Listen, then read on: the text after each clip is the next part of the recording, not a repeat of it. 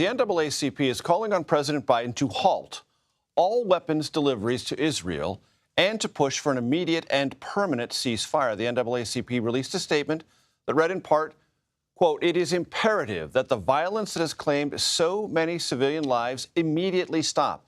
Hamas must return the hostages and stop all terrorist activity. Israel must commit to an offensive strategy that is aligned with international and humanitarian laws," unquote. The president and CEO of the NAACP, Derrick Johnson, is here with me now. Derrick, it's great to see you. Thank you for joining us. Walk us through the decision that the NAACP came to and why. Well, we are seeing an increase in racial hate crimes here in America, whether it's racism, anti-Semitic activities, or anti-Islamic phobia. We recognize that what happened globally actually have an impact here domestically. And as we approach the November elections, communities should be talking about how we can work together, not about the things that divide us. And it's unfortunate that we are here at this juncture. The president said last week in remarks at the White House that this war should end and the new day should begin.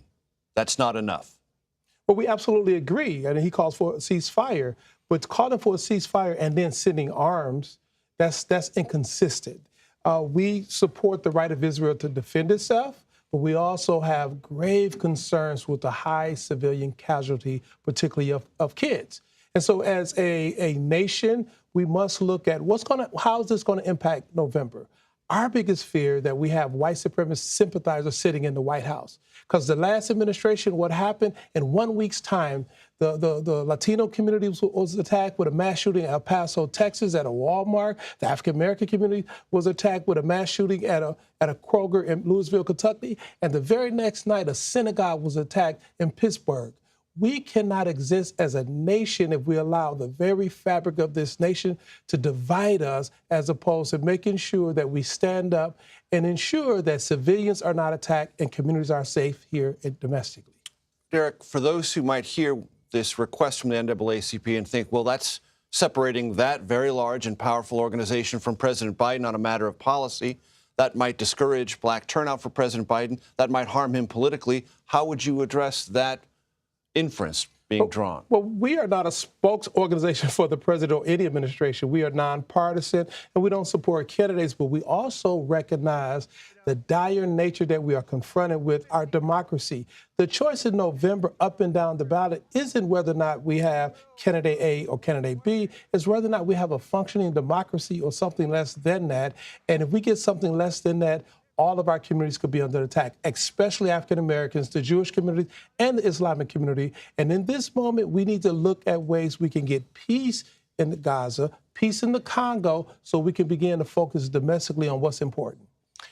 Has the NAACP reached any conclusions, because this is being debated at the International Criminal Court, as to whether or not Israel has engaged in something that could be alleged or confirmed to be war crimes? But that's not our role. We support the president's call for a ceasefire. We believe there should be de-escalation. And how do you get there? You stop the arms and you force people to the tables to have true and meaningful conversations so that we can get to a different space in that region of the world. And when the Israeli government led by Benjamin Netanyahu says we cannot have those kinds of conversations, we've been trying to have those conversations with Hamas, because they are a terrorist organization bent, according to their own words, on the destruction of Israel, we have to eradicate Hamas in order to have a new future for Gaza. You would say what? Well, for Netanyahu, we see him no different than Hamas, and that's the problem. You do not? We don't see him any difference. We support the people of Israel. We support individuals who seek peace, but unfortunately, he's operating in the same vein as any other fascists would operate, and that's unfortunate. We should be looking at a way forward in peace and not so many civilian children's lives.